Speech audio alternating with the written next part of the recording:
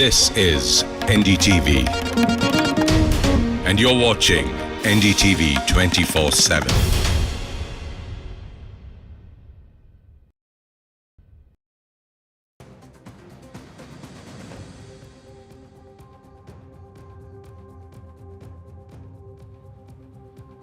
Very good evening. You're watching India Global. I'm Gauri Dwivedi. As always, this is a show that gets you the views, the news and perspectives that matter to viewers around the world. But first up, as always, we get you the top stories.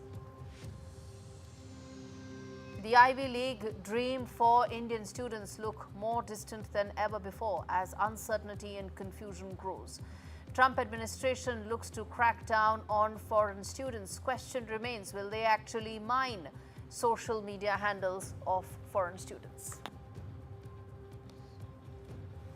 Lakhs of students come out on streets protesting against the Yunus regime. 15 lakh youth are on the streets calling for early elections. Yunus, under tremendous pressure, remains to be seen whether he will finally give in to the popular demand. Congress MP Shashi Tharoor's strong warning to Pakistan that there's been a complete change in paradigm as to how India responds to terror, and says that terrorists have realized that they will have a price to pay, even as his own party members are questioning why Tharoor spoke the way he did.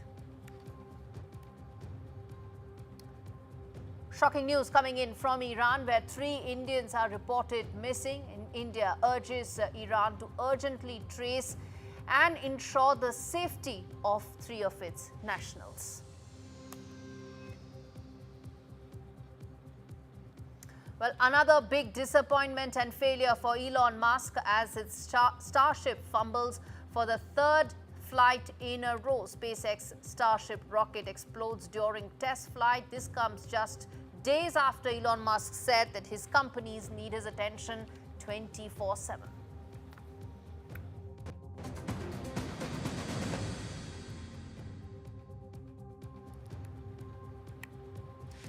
Viewers, with their dreams being put on hold, Harvard's Indian students are caught in a limbo after America's oldest university has lost its visa rights. Harvard, in fact, has been revered by generations and is now reeling under political fire. At the heart of this crisis are the dreams of hundreds of thousands of Indian students. That's right, viewers.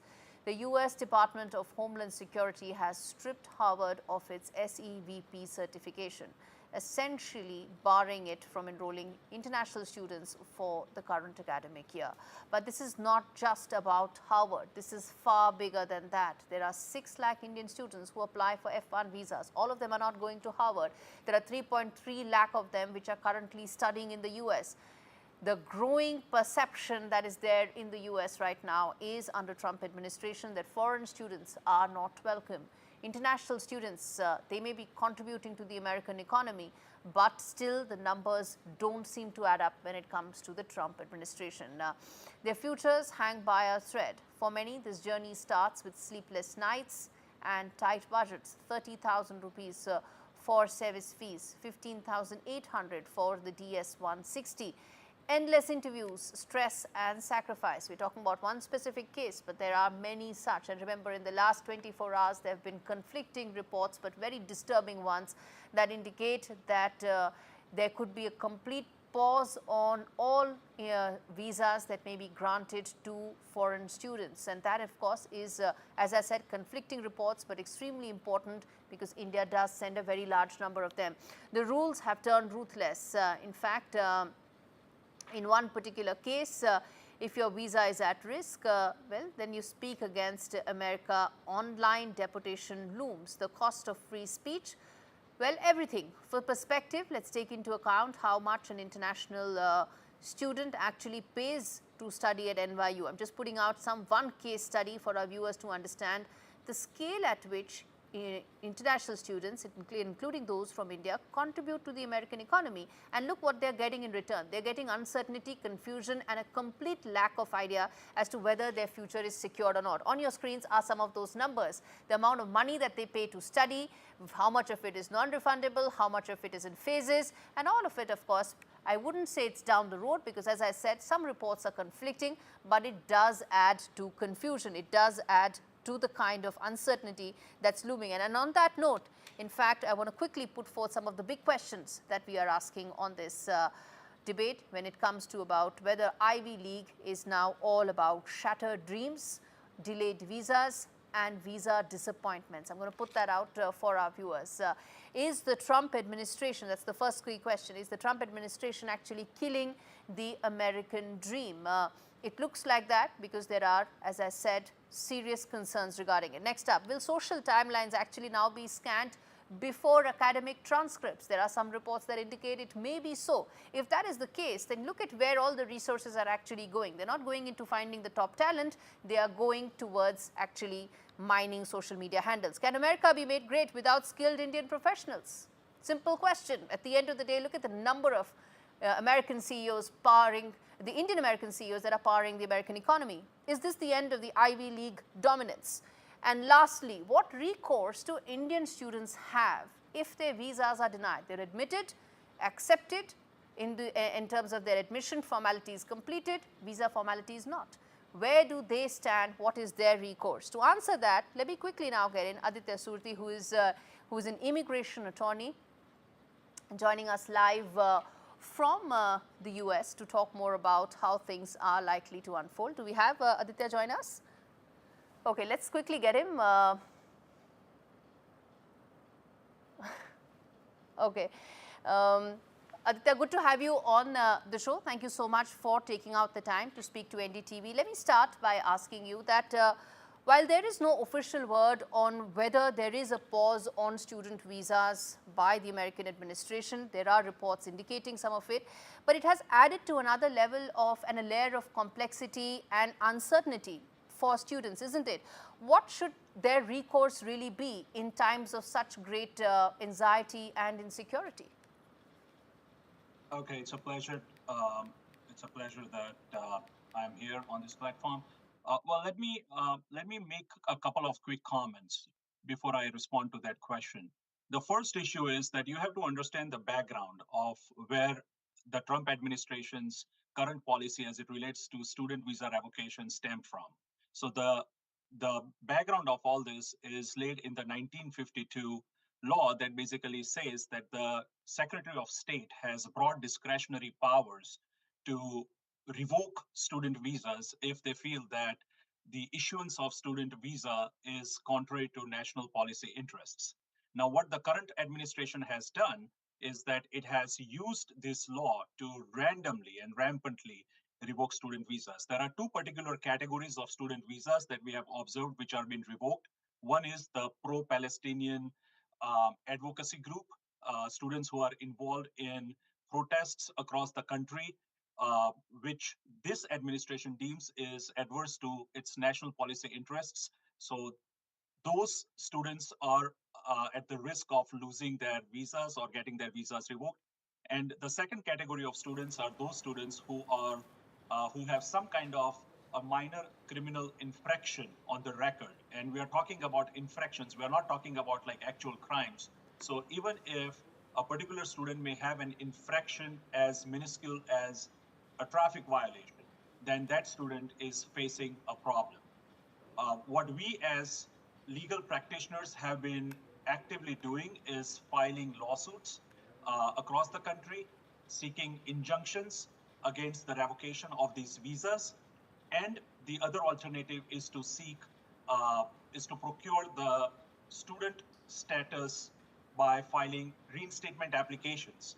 Now, reinstatement of student visa applications take a while, but courts across the country are favorably issuing restraints against the revocation of these visas. So in fact, Aditya, one Indian American student did win recently. She won a legal reprieve against one such diktat that was passed against her for a traffic violation, in fact. But I want to come to the other aspect, reports that are coming in, very disturbing set of reports indicating that a possibly very extreme situation where social media profiles of students could actually be mined before deciding whether or not visa should be granted to them, even though they qualify on all academic credentials. That's disturbing. That is true. So they have started implementing all kinds of policies, including but not limited to having access to their social media accounts at the port of entry. When students arrive in the US after procuring the visa, they are looking into their WhatsApp profiles, their email profile, their the email histories, so on and so forth. The real problem here is that students who may have a pre-intended plan of action to settle in the US. So you have to understand that a student visa is not a dual intent visa. It is a single intent visa, which means that your intention of procuring the visa is to come to the US, finish your studies, and go back to your home country. If there is any conversation that they see or any material that they see on social media posts or WhatsApp messages, which leads them to believe that the intention of the student is to permanently settle down in the US, then that's a red flag. So students have to be extremely careful about not having participated in a course of communication that leads a third party to believe that their overall intent is to settle in the US. I'll give you an example. We had a situation recently in which a student, after procuring the student visa, comes to the port of entry here in the US, flies to the US, and then when accessed, there are conversations between her and her boyfriend, who is a US citizen, that look, once you land in the US, we're going to change your status from a student status to a green card applicant, and move on. So that resulted in her getting deported from the airport because her intention was not to just use the student visa to study here, but her intention was to use it to permanently settle down in the US. So those are the kind of conversations that can put you in trouble. Also, students have to understand that. I'm sorry, go ahead. Aditya, yeah, that's a red flag that you raised. But in terms of advice to students who are stuck in a situation, whether like Harvard, in a situation where they don't know, do they have enough time to go to another program? 15 days is actually a very short period of time, especially at a time when all programs have actually closed in on admissions, or students who are actually stuck in a situation where they've been accepted for a program, but visas have been rejected. What advice would you like to give to them, specific advice, word of caution that could actually help them sail through these very uncertain times? Okay, so there are two pieces of information which I would like to share. One is that Harvard did win the lawsuit, right? As yesterday, a motion was granted by the district court in Massachusetts, which allowed Harvard to continue granting SEVIS approvals to its students. So Harvard did win this lawsuit.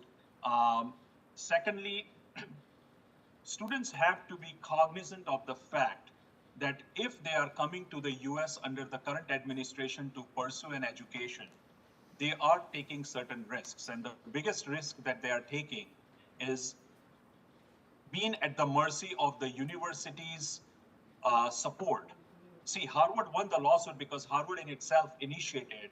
It's an educational body that is so strong and that is so well grounded within the American educational system that it initiated this lawsuit. If you enroll in a university that does not have that support, then you should not waste your funds after getting enrolled in that university. You would rather go to a university that's going to back you up. I'm sure Harvard did not charge thousands of dollars from these students to participate in this litigation. It did it on its own initiative. Harvard hired its own lawyers to file this lawsuit, and it won on behalf of its students. That's the strength That's a of the very university important point that you're we're looking making, at. but also limiting, because while Ivy League is an aspiration, a lot of Indian students aspire to be at the Ivy League campuses, at the Ivy League colleges, but several of them don't make it there, right? Which is when they look at probably rung below or two rungs below, because they still want to pursue their international education dreams in America. And what you're saying is that if an university is not powerful enough to take on the administration, do not try your luck there. That's essentially what you are saying, which brings me to ask you, yeah, go ahead, finish your point, sir. Yeah, that is one aspect of what I'm saying. The other aspect that I want to also share is that I agree with you that not everyone can get into an Ivy League. I get it. But students can get into a second tier or third tier university. The message I'm trying to convey is that avoid sham colleges. Some of the students do get into trouble because the colleges are quote unquote accredited, but they are not to the mark of where they should be. And they are primarily in the business of making money by harboring international students. So students should try to avoid those kind of universities. That's what I'm trying to convey. All right, very quickly, sir, before I wrap this up, which is that how much of some of the reports that are coming in about a pause in issuance of visas or the fact that social media profiles will be mined, how much of this do you think will actually stand in a court of law in the US, since everything that the Trump administration is taking in terms of decisions is being challenged legally? I think at the end of the day, the Constitution of the United States is the most powerful authority, and it will stand the test of time because the principles that are grounded in the Constitution, such as due process and First Amendment, will at any given time prevail. We have seen this historically, whether it is, during the Second World War, even during the Vietnam War. I mean, again, you have to look at the situation in the context of the times that we are in. And I firmly believe that the Constitution of this country is so powerful that it will help individuals like these students who are stuck in this mess to prevail through proper legal channels. All right, Aditya, I'll leave it there. Thank you so much for joining me and really explaining in detail, advising and cautioning several of those students who are caught in the crossfire of Trump's crackdown. On that note, we slip into a very short break. We come back and continue this discussion because, as I said, there are many legs to this story. Thousands of students and families are facing uncertain future. We come back and continue this discussion. Stay with us.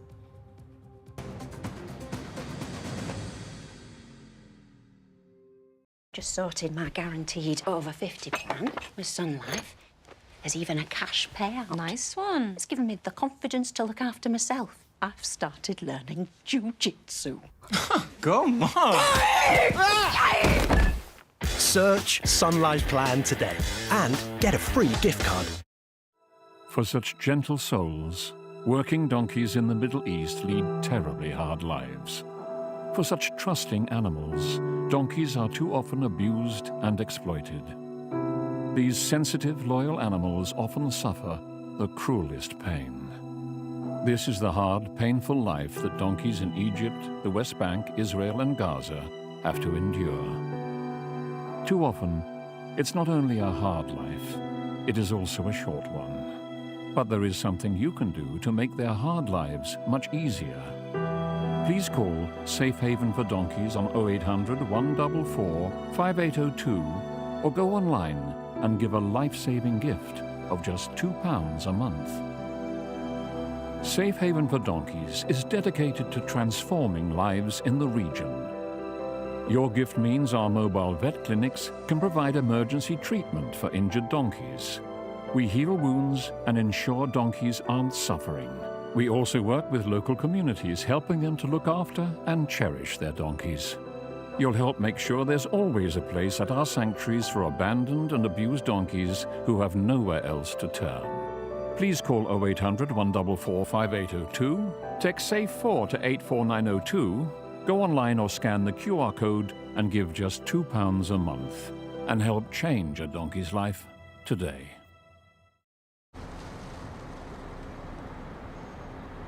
Life's full of times like this. Oh yeah. The gaps between the good stuff. Okay. Like killing time in waiting rooms. It's not long until you've had enough. David, it's time for some tombola. Working on that flat pack. Open for fun. Been bulking up the six-pack. Open for fun. Yes! I've won £11! All right, calm down. It's just a bit of bingo. Open for fun. This summer, take on the 1 Million Step Challenge for Diabetes UK. Just over 10,000 steps a day, 3 months, one life-changing challenge. Step for a happier, healthier you. Step for your loved ones. Step for everyone affected by diabetes. From the 1st of July, pound the pavement. And every pound you raise will help fund life-changing research and support. Because when you move, we move for everyone living with diabetes. So sign up for the 1 Million Step Challenge. Just search Step for Diabetes and take that life-changing first step today.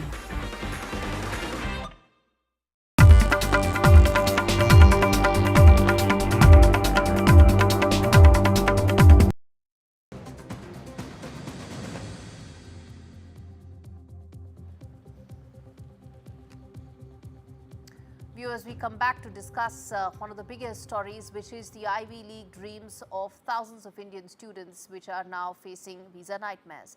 In a surprising turn, Indian students who are planning to begin their studies could also be caught in this crossfire. Western media claims that all student visa interviews have been paused. The American Embassy in India says that isn't the case, but the fact remains that there could be serious mining of social media profiles of students. And in fact, the Secretary of State Marco Rubio, there are reports indicating that he has effectively pressed the pause button on new visa interviews. Now, how is that going to shape up for students who are caught in the limbo, the uncertainty that exists for them? Remember, it's not just paperwork that's under review, it's also profiles that are under review. And these new rules will make discretion really the big word, where every visa officer will decide whether or not to grant that visa. Now, how this shapes up for students, what is the kind of impact? I want to get into important voices to discuss this in greater detail.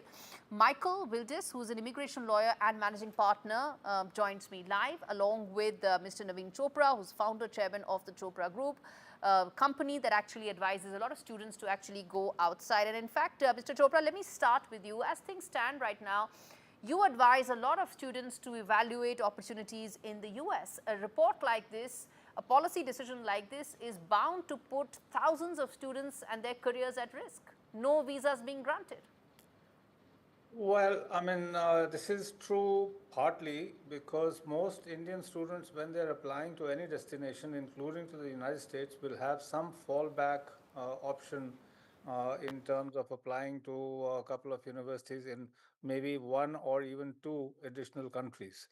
There have been many changes to student visa regimes by the UK, by Australia, now the United States. So Indian students are always playing some sort of a percentage game. Now, the United States is by far the favored destination because of the education system first. Secondly, the US is the dream. It has been the dream for the last 200 years, which is why millions of people from all over the world migrated to the United States. Some by, of course, some by as victim of forced circumstance, but eventually, when they settled there, they contributed to the American economy and the American way, the American music, the American everything. So America is a country of immigrants. Now, the on the ground reality which exists in the United States, but and indeed in most Western countries, is one of low or negative population growth, aging populations, a large amount of demand for talent in key sectors. But those are big picture questions, all of them valid. But at the end of the day, for a student or her family, facing the prospect of not getting a visa despite getting admission could be heartbreaking. It is, but I will tell you that a very large percentage of them will just switch and go off to Australia or to England or Ireland or Germany or France or Netherlands or Italy. Okay. Okay. Michael, come in there. How do you see the impact there at a time when locally the mood is now moving away from just a crackdown on illegal immigrants to legal immigrants? That's what it's turning out to be, isn't it? Well, first, thank you for having me. My name is actually Michael Wilds. I'm a second-generation immigration lawyer. My father, my late father, Leon Wilds, actually wrote for a magazine called India Today on a weekly basis in the 1970s and 1980s. Okay. We're still on 53rd and Madison in Manhattan. Look, I'm a former federal prosecutor. I used to deport bad people. And then I joined my dad's practice, and my son is in the firm now, and we help people get visas, green card, citizenship. And we see this as an impactful time, particularly for the Indian community, where it's not only the hub of the tech part of our academia, but it invades everything from the STEM, the science, technology, engineering, math, and the creative, because the underpinnings of every field are heartfelt from the Indian community. But let's pull the lens back if we can. And again, this former federal prosecutor, and I teach in a law school, is going to give you a little information I think that will be impactful. Harvard is not doing enough against anti-Semitism.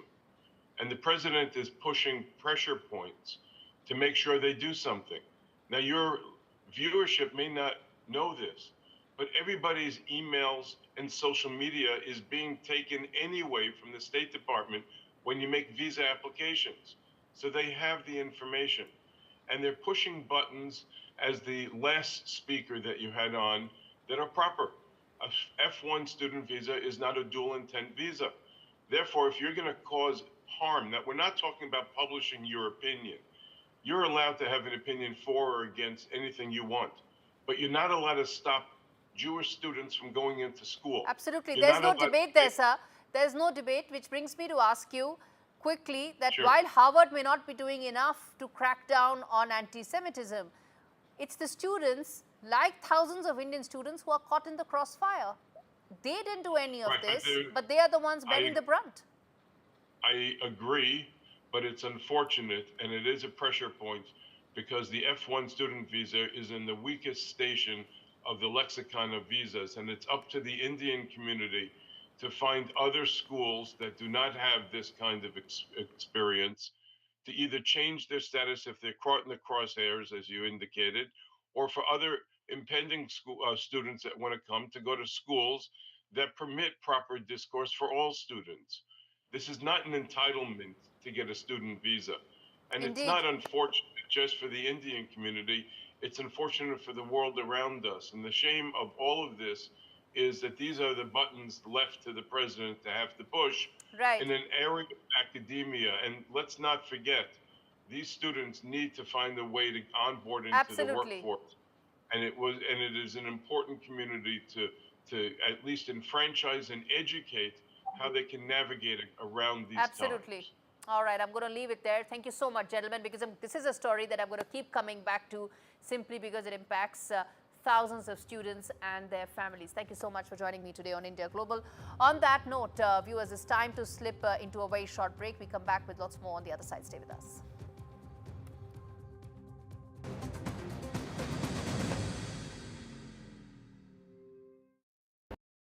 What they don't tell you about getting older is how much fun it can be. Enjoying all the things you've worked so hard for. Spending time with the people that really matter. Not to mention, finally finding that precious time for yourself. I don't want anything taking my best years away from me, but like so many people, I've seen the heartbreak that dementia can cause. That's why I'm asking everyone to order this essential free guide from Alzheimer's Research UK. It's called Your Brain Matters. We all know what's good for our heart and our lungs, but do you know how to keep your brain healthy too? Well, this guide tells you how, in 7 steps you can start taking right now, whatever your age. Just ring the number on screen to get your free copy. Inside, you'll find facts and tips that can keep your brain healthy and help reduce your risk of developing dementia. It's advice you can really trust from leading dementia scientists. Read it, keep it, and check back whenever you need to. Order your free copy now. Call Alzheimer's Research UK on 0800 035 5984 or text BRAIN2 to 78866. Think of it as another way of planning for your best years, because your brain really matters. It's pandemonium, it's pandalicious, it's pantastic. It's the world of Panda Bingo. I like to make a cup of tea, get settled on the sofa and play Panda Bingo. It's like a little bit of me time. Well, me and the pandas. Whether I'm out and about on my mobile or just at home on the laptop, I can play my favourite Panda Bingo games anytime, anywhere. I just love it. Brilliant bingo rooms, great games, out of this world offers. Join today at pandabingo.com/bingo. From interesting tech startups to industry-leading companies, politics, sports, culture, curry, cricket. Oh, there's so much to talk about. Like me, if you too thrive on interesting conversations, this is a show you cannot miss. Watch this space to know more about all matters and all people that make Britain what it is today. Out of Britain, with me, Radhika Iyer.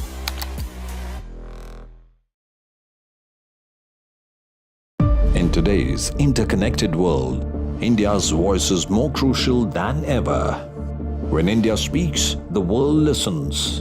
At NDTV World, we are that voice, bringing you intelligent and insightful news from India and beyond.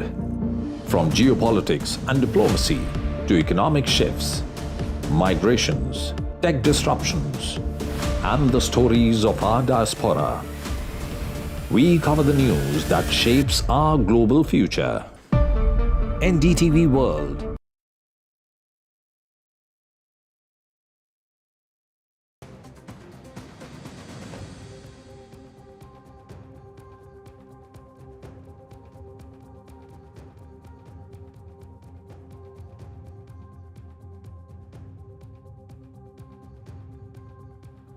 Viewers, in just 48 hours, Bangladesh has gone from being tense to being on the edge. Mohammed Yunus-led interim government is facing a full-blown crisis and possibly even a national revolt. 2 secretariat lockdowns. University teachers have put down their pens. Bureaucracy is boiling. National teachers have also joined the protest. Factories are bleeding and the economy is teetering on collapse. In fact, all this as 1.5 million protesters have been on the streets protesting against Mohammed Yunus. Led by the youth wings of BNP, they flooded the streets and their chant is very simple, that they want elections to be held as promised. In fact, BNP has been leading this charge against Mohammed Yunus, demanding elections to be held at the earliest. In fact, all this while, Mohammed Yunus is not in Bangladesh, he's actually in Japan. Now, there's an earthquake of dissent that he faces. Youth are on fire, demanding, as I said, accountability and an end to the authoritarian experiments. And which is why we ask that it is now youth versus Yunus that is unfolding in Bangladesh for a variety of reasons. They want jobs, they want reforms, all of which that they had been promised, but none of which has been delivered by Yunus. Which is why the big questions that we ask on India Global, as always, that in this showdown between the youth and Mohammed Yunus, what will be, who really stands with Mohammed Yunus at a time like this? Next up, can Yunus actually understand, comprehend the demands made by the youth? The reason for that is that there could be a disconnect. He's an 84-year-old man, and then there are these youngsters who are seeking change. Next up, can Yunus really ignore the clarion call that is being made for elections? It's not a call just by BNP, it's a call by the army, it's a call by student leaders, it's a call across the board. How long will he resist that pressure? And lastly, as chaos erupts, where exactly is Yunus? Why isn't he right now in Bangladesh trying to address the friction that is coming to fore? And he is in Japan. Before I open this up for the guests, I want to quickly first play out this ground report that we have for you from Dhaka, from Ground Zero, to really understand how things are unfolding on the streets of Bangladesh. Batin Biplab, who joins us and gives this report from Dhaka to tell us what really is unfolding in Bangladesh. Listen in. From the capital of Bangladesh, Dhaka, and you know, it's the biggest rally for establishing youth political right by Bangladesh Nationalist Party and 3 bodies of this party, Jubadal, Shetsashavak Dal, and Chhatradal. They are already gathered in front of their central office and And if I want to show you the rally, you just see the huge number of activists of Bangladesh Nationalist Party. They mostly from Jubadal, Chhatradal, and Shetsashavak Dal. they already gathered in front of their office. And the political leaders of Bangladesh Nationalist Party said to us that they want to establish the rights of the youth. And, the acting chairperson, Tariq Rahman, addressed to scheduled to address the chief guest in this profession. And, we will join virtually, and the leaders of Bangladesh Nationalist Party, Khandakar Musharraf Hussain, and they are also standing committee member, Khandakar Musharraf Hussain, Abdul Moin Khan, Amir Khusru Mahmud Chaudhry, and Salahuddin Ahmed. Four leaders already gathered in front of this the stage. Already you see the stage set up in front of BNP Central Office, and a huge number of activists from different districts of Bangladesh. In this youth political rights rally, not only Dhaka supporter, beside Dhaka, there are 4 district supporters gathered here, like Sylhet, Madaripur, Faridpur, and Mymensingh. And this is the end of the planning of BNP. All right, Faisal Mahmood and Padma Rao joined me to talk more on what is unfolding right now in Bangladesh. We played out that report where we saw just streets and streets of people trying to now comprehend that how long are they going to put up with what's happening, given that they were promised change. Faisal, let me start by asking you, as things stand right now, Mohammad Yunus is facing pressure from multiple fronts, isn't he? Whether it's the teachers, whether it's the bureaucracy, whether it's the youth who are on the streets, or whether it's the political party, the only one that is allowed to actually contest the election, BNP. All of them are up in arms because they feel that what they were promised hasn't been delivered. How do you see the situation right now on ground, and what do you think is the reason why people are on the streets? Thank you, Gauri. Yes, situation is a bit tense out there because, as you mentioned, like the largest political party, Bangladesh Nationalist Party, they demand an election, like an exact election date.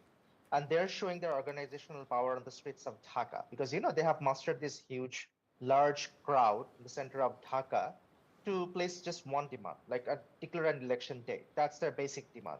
But what Dr. Yunus has tried, if I have to borrow the word from the Game of Thrones, he just wanted to break the wheels, and that's not an easy job. He wanted to bring a lot of changes in the bureaucracy in other places as well, in the administration, in the whole process.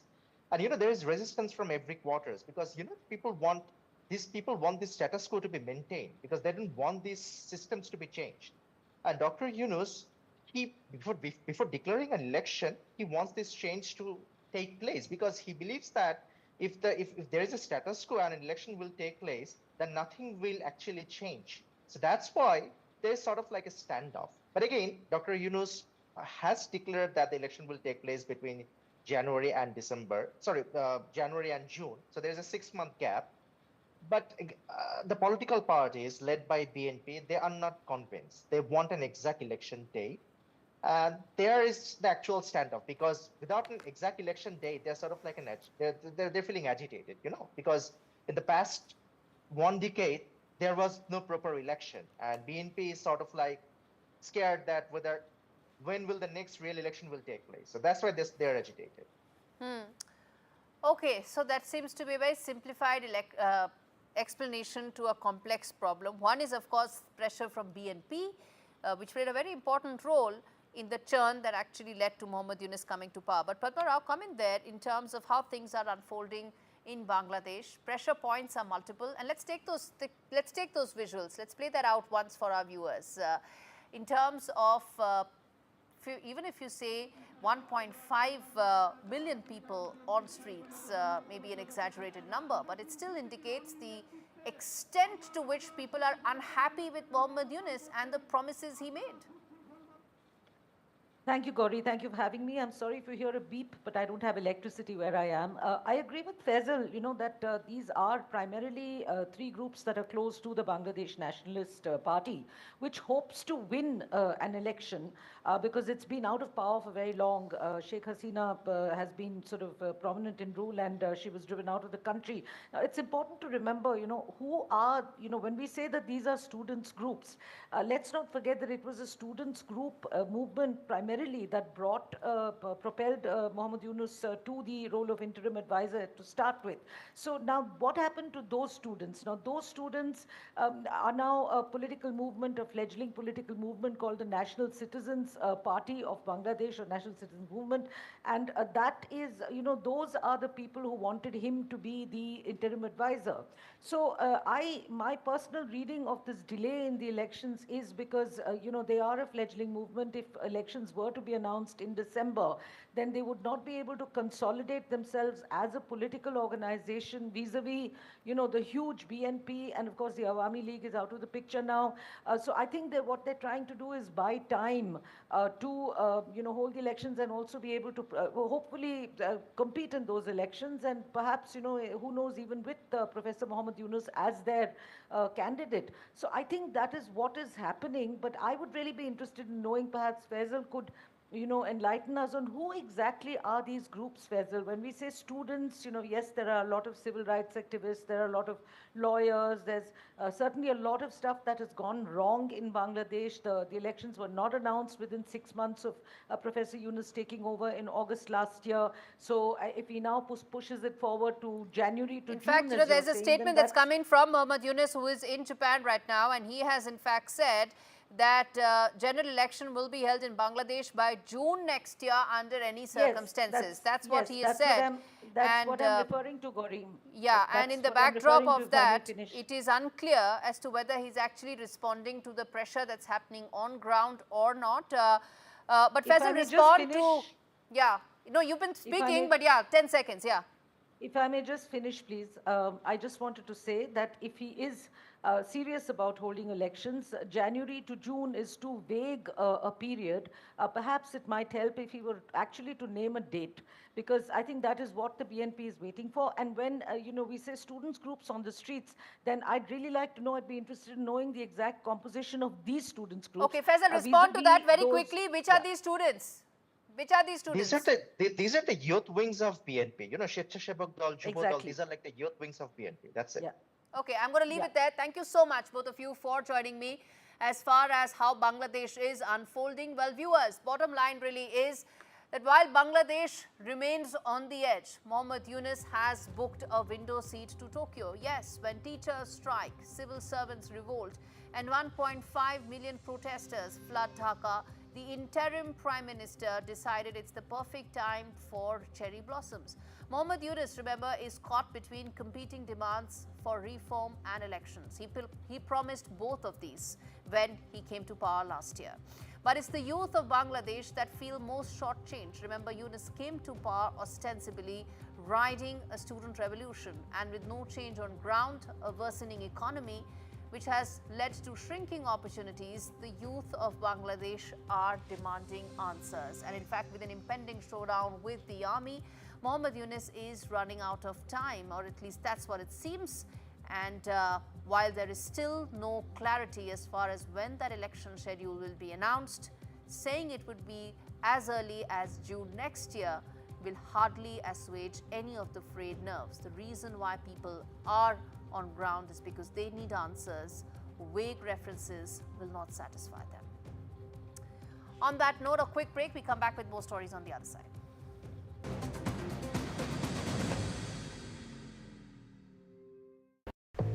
It's funny that with unexpected bills, like your car breaking down, a dude on a white horse never comes to save you. You can't park there, mate. And your kid's wizard obsession doesn't work on broken boilers. This is where Lending Stream come in. Short-term loans from £50 to £1,500. Apply online, 6 months to pay it back. Take back control with a short-term loan from lendingstream.co.uk. Representative APR 1,271%. I think that there's something that's always there that I just need to uncover. Like, I know I'm gonna get there, but I have to be patient with myself. That's probably the scary part for me. And it's okay, like, if you completely pivot and change.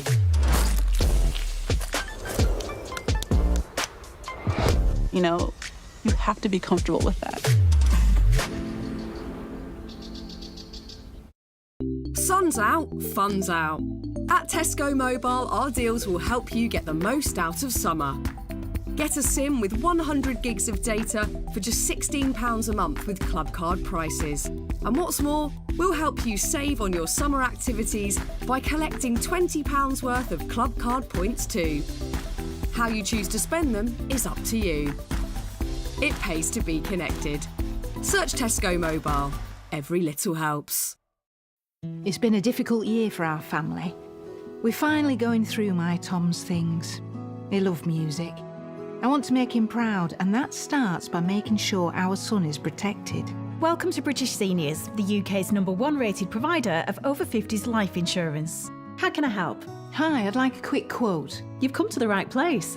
We're proud to offer our seniors lifetime guarantee. With 100% of claims having been paid, we guarantee your premiums will never go up and that you'll speak to one of our specialists in the UK. That's great. Depending on your age, your loved ones can get a cash payout up to £10,000 and the cover is in place for your whole life. What are the next steps? It couldn't be easier to apply. If you're a UK resident aged 50 to 80, you're guaranteed to be accepted and you can arrange everything in a matter of minutes. There are no medicals or blood tests. Prices start from just £4.52 a month for £1,000 of cover. That's less than I thought. That money could help with my funeral costs or be left as a gift for the family. I'll do it. As the UK's #1 rated provider of over 50s life insurance, we're proud to protect thousands of families across the UK. Plus, when you sign up, you'll receive a £135 gift card and free 24/7 GP advice and health services. Be proud to protect your loved ones with British Seniors. To get a free quote today, call our UK team on 0800 458 9989 or visit britishseniors.co.uk.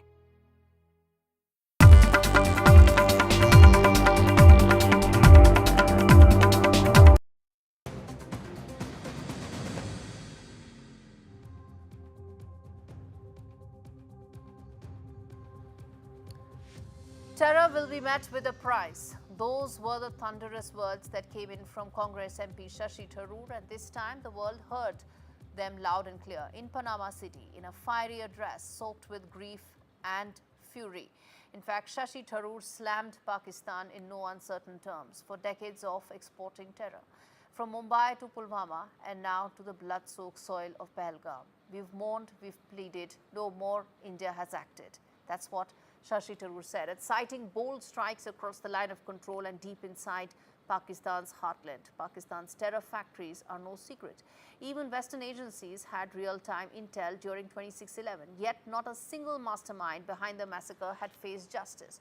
From Kashmir to Kansas, the blood trail leads back to Rawalpindi, and now India's message is crystal clear. The sindoor on our women's foreheads will match the blood of the killers. The world must choose complicity or consequence, because India will not suffer in silence. And Panama responded with support, saying it stands with India in the fight against terrorism. I want to first play out this soundbite of Shashi Tharoor, and then we of course move on to the fact that nothing in India happens without politics of it, including what Shashi Tharoor said when he slammed Pakistan. And let me say to you, this is going to be the new normal.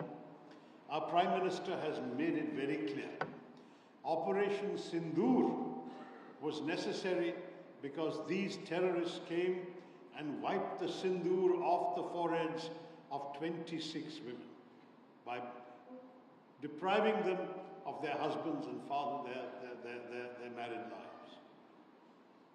In fact, there were some women who cried out, "The terrorists kill me too." And they said, "No, go back, tell what happened to you."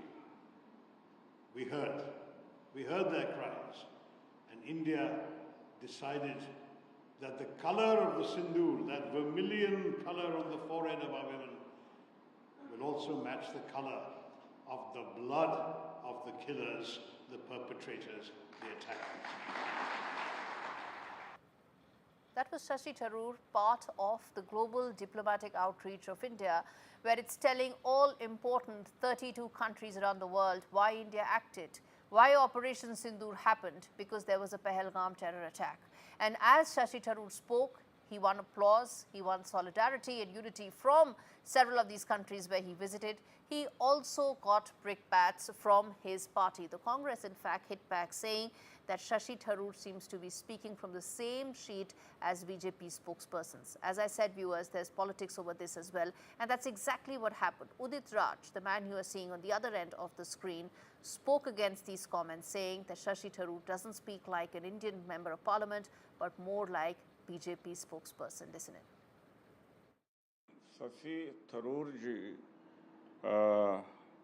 BJP के super प्रवक्ता हैं, जो BJP के लोग नहीं कह पा रहे हैं। मोदी जी की चमचागिरी या मोदी जी का गुणगान जितना वो नहीं कर पा रहे हैं, और बीजेपी के लोग उससे ज़्यादा शशि थरूर कर रहे हैं।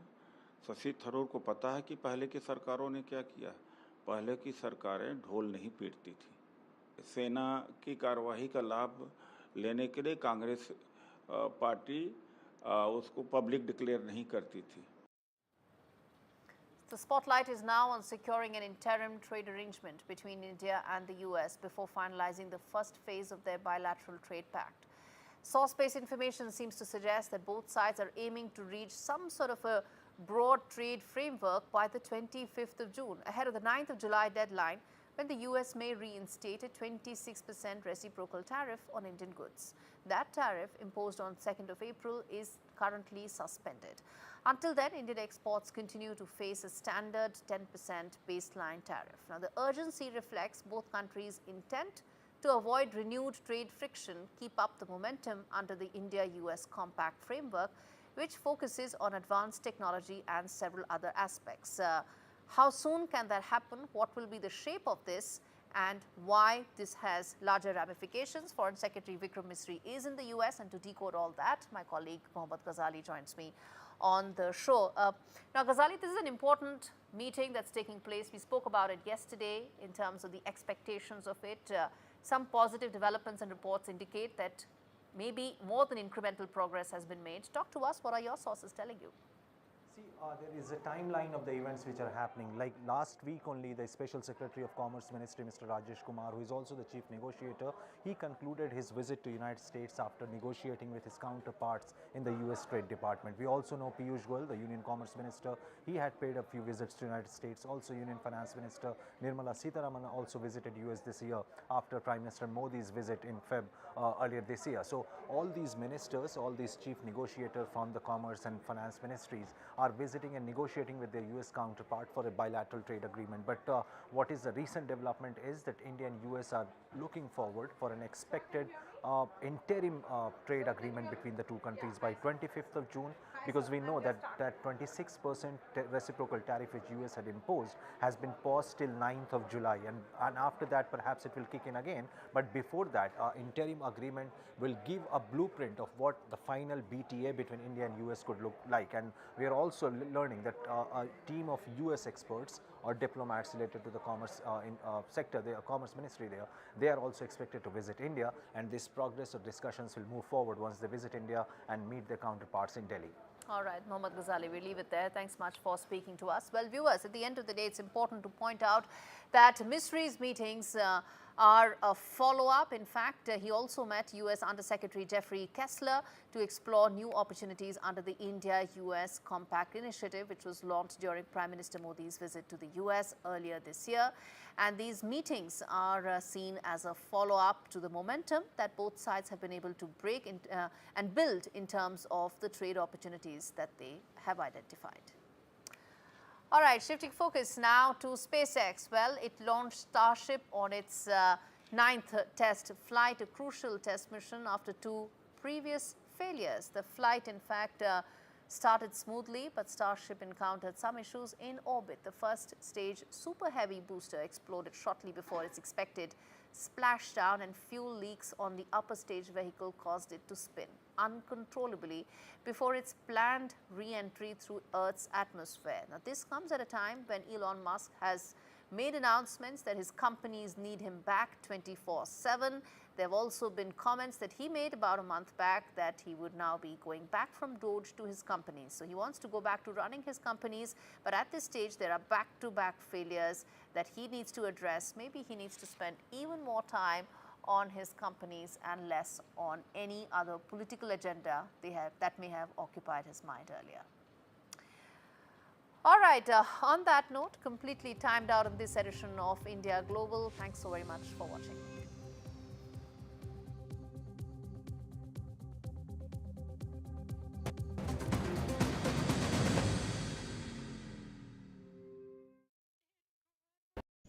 With 3, save £336 on the Samsung Galaxy S25 Ultra. And claim a Galaxy Tab A9 Plus worth £259 when you buy today. Search 3 or head in-store today. Life needs a big network.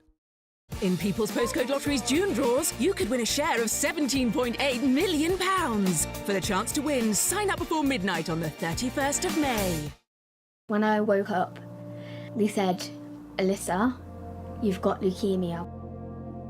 We found out that the chemo wasn't working. Cancer is still the biggest killer of children in the UK, but innovative new treatments could help beat cancer for more children like Alyssa.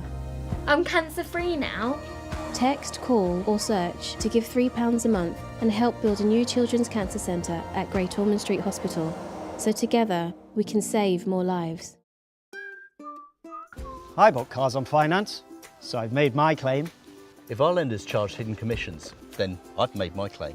I could be owed thousands. I've made my claim. I've made my claim. I've made my claim. I've made my claim. It's so quick and simple. You could be owed thousands in hidden commissions from vehicles bought on finance since 2007, even without the details. I've made my claim. Trust myclaimgroup.co.uk. Claims made simple.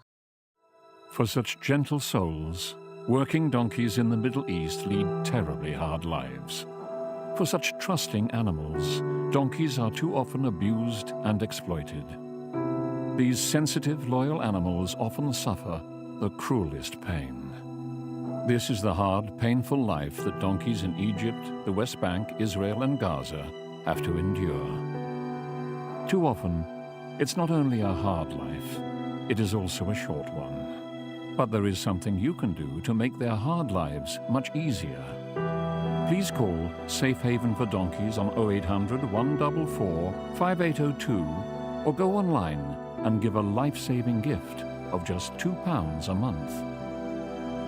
Safe Haven for Donkeys is dedicated to transforming lives in the region.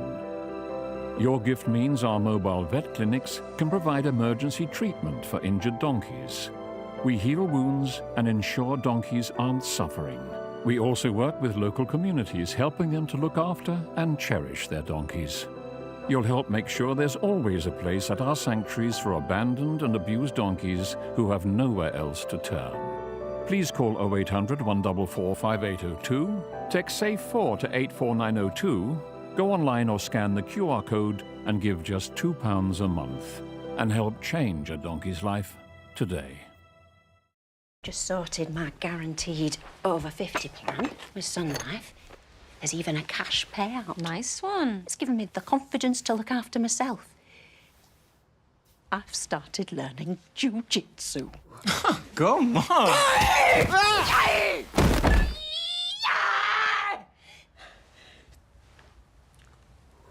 Sorry, love. Sensei's turned me into a lethal weapon. Do you need a doctor? Oh, no. With Sun Life, there's no medical questions. Search Sun Life Plan today and get a free gift card. On his way to the Rajya Sabha had said Kannada was born from Tamil at a function to launch his film Thug Life. The government may be set to impeach Justice Verma tainted in the cash controversy and begin the process in the next session of Parliament, according to sources. BJP leader in Manipur, Tokchom Radhesham Singh, claims the support of 44 MLAs in the state after meeting the state's governor. The state has been under president's rule since February. Well, first up this evening, to our focus on what's being feared to be a spiral of retaliatory and communal murders in Dakshina Kannada district of Karnataka. There were tense moments and prohibitory orders in place in some parts as a large crowd gathered for the funeral procession of 35-year-old Abdul Rahman, who was murdered yesterday by motorcycle-borne assailants with swords. Rahman's murder comes just weeks after the public hacking of Sangh Parivar activist Suhas Shetty, who was in turn accused in the 2022 murder of Mohammad Fazil, which in turn was linked to another murder which happened earlier. Why is it so difficult to break the cycle of violence? Has politics fueled a sense of impunity? A special panel up ahead, but first, my colleague Deepak Bupanna has this report. Large crowds gathered and there was palpable tension in Bantwal town of Dakshina Kannada district as family and friends bid goodbye to 35-year-old Abdul Rahman, who was murdered last evening by motorcycle-borne assailants with swords. Even as the accused are yet to be identified, the underlying fear is that this could be another communal hate crime in a retaliatory cycle between radical groups. An incident was reported in Bandwala rural police station limits at around 3:30 this afternoon, in which two youths who had gone near a house to dump sand were attacked by unknown miscreants with sharp weapons. Of the two youths, one has succumbed, another is injured and is being treated at the hospital right now. We are yet to identify the assaulters as well as the motive behind the assault, which we will be doing shortly. A case in this regard has been registered at Bantwal Rural Police Station and investigation is underway. To keep the lid on a tense atmosphere, prohibitory orders have been imposed in Mangaluru and 5 neighbouring taluks until Friday. As expected, the murder, which comes just weeks after the brazen murder of right-wing activist Suhas Shetty, who was accused in the 2022 murder of Mohammad Faisal, has now snowballed into a full-blown political exchange between the BJP and the Congress. इस प्रदेश में जहाँ कहीं भी कुछ communal clashes हो रहे हैं, उसके लिए सिर्फ और सिर्फ कर्नाटक की कांग्रेस सरकार की मुस्लिम तुष्टीकरण की नीति, हिंदू समाज का अपमान और लगातार हिंदू समाज के ऊपर होता हुआ आक्रमण है. ತನಿಖೆ ಎಲ್ಲ ಹೊರಗೆ ಬರಲಿ, ತನಿಖೆಯಾಗಿ ಎಲ್ಲ ವಿಷಯ ಹೊರಗೆ ಬರಲಿ.